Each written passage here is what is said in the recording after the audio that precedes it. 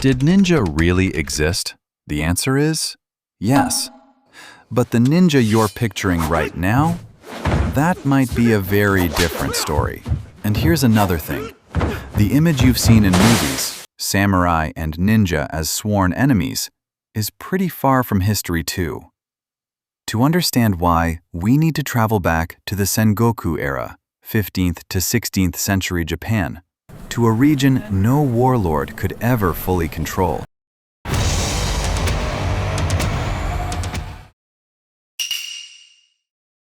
The word ninja covers a lot of ground. What it actually meant changed dramatically over time. The origins of ninjutsu are debated, and no one knows exactly where it began. One legend traces it back to the Asuka period, to a man named Otomo no Hosohito, who served Prince Shotoku. He achieved great things through his military skill, and Prince Shotoku is said to have given him the title Shinobi, literally, one who conceals. Here's something interesting. The word ninja itself isn't as old as you'd think. It does appear occasionally in Edo period texts, but it wasn't the common term. What people actually used was shinobi. The word ninja only became widely used in the 1950s, thanks to post-war novels and films. The very word we take for granted today came from centuries after these people actually lived. The earliest period we can confirm their existence through reliable records is the Nanbokucho era, the 14th century. Their roots trace back to armed groups called akuto, bands who resisted the rule of noble and temple-owned estates. Akuto existed all across Japan, but some of them settled in the mountains of Iga and Kōka, putting down roots as a class of minor rural warriors called jisamurai. Since these akuto had no formal army, they specialized in irregular tactics, ambushes, night raids, techniques that would later become the foundation of ninjutsu. By the Muromachi period, political shifts weakened the temples and nobles who once controlled these estates. Akuto activity declined, but their descendants, the jisamurai, rose as local powers in their place. And because no strong warlord ever managed to dominate this land throughout the Sengoku era, they built their own self-governing alliances, the Iga Sokoku Iki and the Koga Gunchuso. Decisions were made by discussion and majority vote. Think of it as a tiny republic, centuries ahead of its time.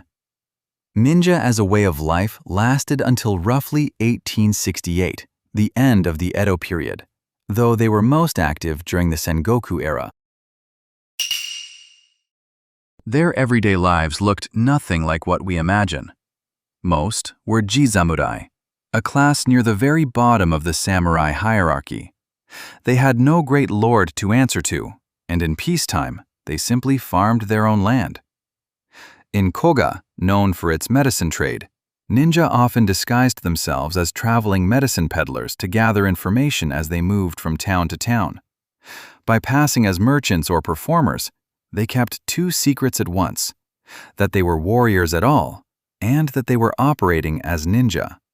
The real job wasn't dramatic combat. It was closer to gig work. You farmed, ran a shop, and got called up by a warlord only when needed. The tasks: infiltrating enemy territory, arson, sabotage, night raids, ambushes, and intelligence gathering. But the single most important part of the job was making it back alive to report what you'd seen. Combat, whenever possible, was avoided entirely. Even the iconic black costume is a myth. That came from kabuki theater in the Edo period. Real ninja were far more likely to disguise themselves as merchants or monks to slip into enemy territory unnoticed. Did ninja really use ninjutsu? Yes, but not the way you think. No superpowers involved. The clearest way to understand it is to compare it with the samurai. A samurai's armor weighed around 20 kilograms even in its standard form, built for protection and status, not for running or scaling walls. It was marked with a family crest, visible from a distance. For a samurai, being seen on the battlefield was a matter of honor. Ninja clothing was the opposite.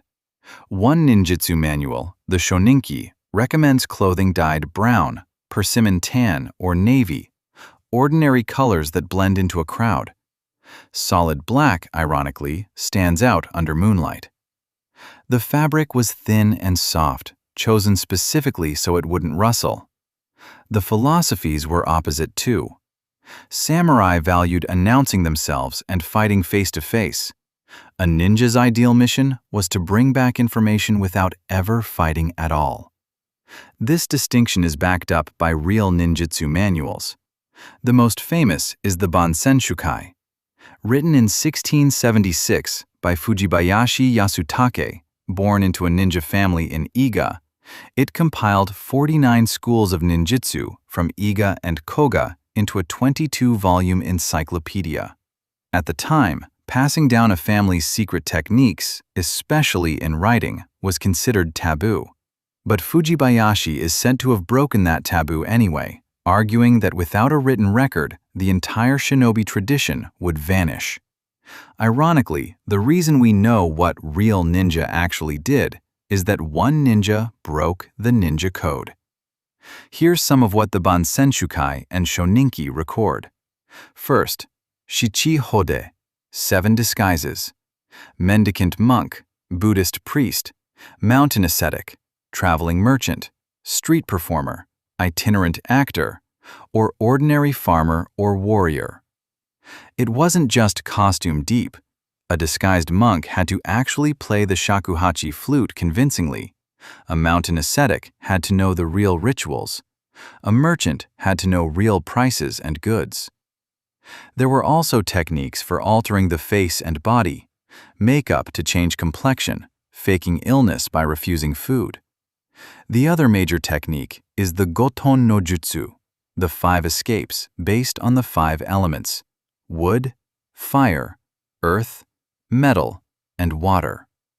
Wood, hide in trees and brush. Fire, use gunpowder to create smoke and slip away, considered the ninja's specialty among the 5. Earth, use terrain and hidden pits to vanish from sight. Metal, use the sound of a thrown blade to make the enemy think you're somewhere else. Water, breathe through a bamboo tube while hiding underwater.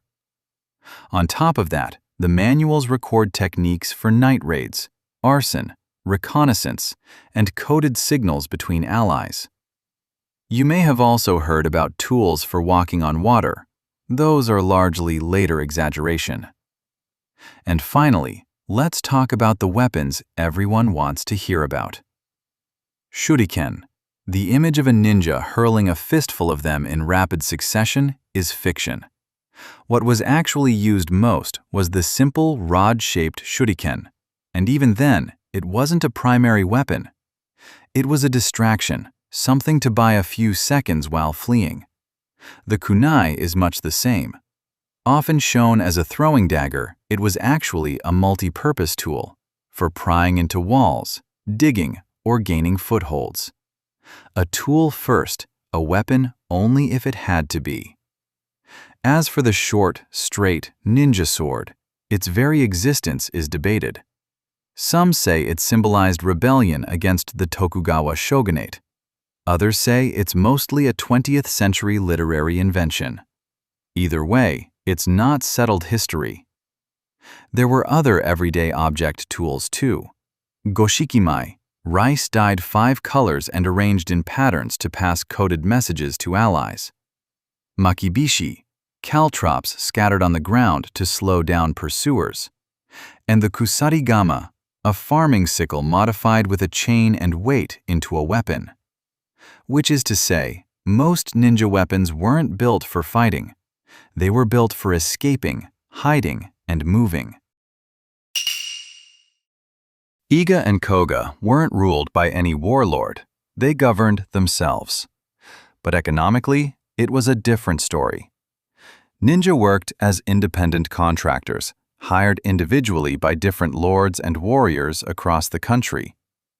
It wasn't unusual for two rival warlords to each hire a separate group of ninja from the very same hometown.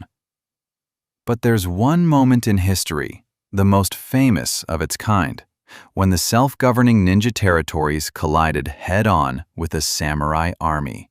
It's known as the Tenshō Iga War. In 1579, Oda Nobukatsu, son of the great warlord Oda Nobunaga, launched an unauthorized invasion of Iga. What met him was fierce resistance from the Iga warriors. Nobukatsu's army suffered a crushing defeat, and an enraged Nobunaga decided to finish the job himself. In 1581, Nobunaga mobilized roughly 50,000 troops, invading Iga from 6 directions simultaneously. The Iga fighters put up a real fight early on. Night raids threw the invading army into chaos, and they even repelled some attacks. But Oda's forces switched to scorched earth tactics, burning villages one by one, killing without distinction between women, children, or monks. Of Iga's roughly 90,000 people, an estimated 30,000 are said to have died. Against such overwhelming numbers, Iga's self-governing society collapsed. This is, as far as history can confirm, the most famous large-scale clash between ninja and samurai. But this wasn't the end of the ninja. Many survivors were later taken into service by Tokugawa Ieyasu, guarding Edo Castle as Igamono and Kogamono. Unlike before, when they were called up by a warlord only as needed, this was the first time ninja became a formal, hereditary post, known as doshin. Still, it sat at the very bottom of the samurai hierarchy. Ninja had become, quite literally, the bottom rung of the warrior world. Under 2.5 centuries of peace during the Tokugawa shogunate, there was almost no large-scale warfare in Japan. With no more battles to fight, no more enemy lines to infiltrate, their skills faded with each passing generation. Ninja lived on only as castle gatekeepers by name, until 1868, when the Meiji Restoration abolished the samurai class altogether, and their role quietly came to an end. Say ninja, and most people picture one name first, Hattori Hanzo. But he wasn't born in Iga. He was born in Mikawa, Tokugawa Ieyasu's home territory. His father had already left Iga a generation earlier, so Hanzo grew up barely knowing the land at all. He was, through and through, a Mikawa samurai. At 16, he distinguished himself in a night raid and was awarded a spear by Ieyasu himself. He fought with distinction at Anegawa and Mikatagahara, earning the nickname Oni Hanzo, Demon Hanzo, as a master of the spear. Not an assassin skilled in ninjutsu, a genuine samurai who charged the front lines with a spear in hand. His name entered the history books during the Iga-goe of 1582. After Nobunaga was killed at Honnoji, Ieyasu's party found themselves in mortal danger. They're said to have made it home safely with help from Koga warriors and from Iga warriors that Hanzo himself gathered.